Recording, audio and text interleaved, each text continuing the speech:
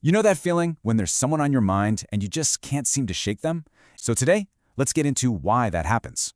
I mean, think about it. There's no call, no text, you're not seeing them, and yet, boom, there they are, clear as day, just living in your head. It can be super confusing, maybe even a little frustrating, right?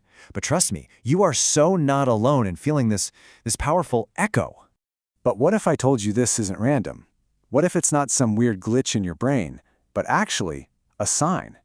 A sign of something way, way deeper going on, something that's working just beyond what we can see and touch every day. Okay, so let's talk about this unforgettable presence. This is that feeling that just sticks. Days roll into weeks, weeks turn into months, and still, when things get quiet, your mind just kind of whispers their name, doesn't it? You're going about your day, living your life, but it's like they've set up a permanent, quiet little apartment right in your head. And here's the crazy part, the real paradox at the heart of all of this. It's like this strange kind of emotional physics, you know? The less they're actually there, the stronger their presence feels in your mind and your heart. It's wild. The silence somehow just makes their memory even louder. So why? Why does this happen? Well, we're about to go into territory where simple logic, it just doesn't cut it. This is that classic age-old battle, isn't it? The head versus the heart. Your brain says one thing, but your heart, well, it's singing a completely different tune. And this really breaks down that internal tug-of-war so many of us feel. On one side, you've got your logical brain. It's trying its best, you know? It's trying to process, to make sense of it all, to file that memory away and move on. But then there's the heart. And the heart plays by a totally different set of rules. It doesn't care about logic. It doesn't analyze. It just holds on. It remembers the feeling, the impact that person had on you. So if it's not about logic, then what is it about? Well, that inner conflict often points to something a little more spiritual. The idea of a true soul connection. Think of it like an energetic thread that distance and time, they just can't break. And that brings us to this really important idea, resonance. This has nothing to do with how often you text or hang out. Nope. It's about two souls that just vibrate on the same frequency. The connection is energetic, so it exists completely outside of day-to-day chat. Just imagine it, this invisible, unbreakable thread that ties two souls together. Sure, life happens. Circumstances change. Distance can stretch that thread across oceans and even across years, but it doesn't snap. That's the kind of deep, lasting bond we're talking about here. It's like some people, they don't just pass through your life. They touch you so deeply that they leave a permanent mark, fingerprints, right on your soul. They become this indelible part of your story, and it doesn't matter if you still see them or not.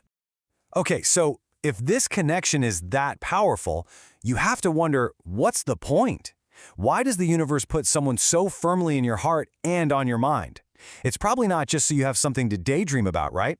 There's usually a much deeper meaning waiting to be discovered. And here's something really important to hold on to. This is almost never a one-way street.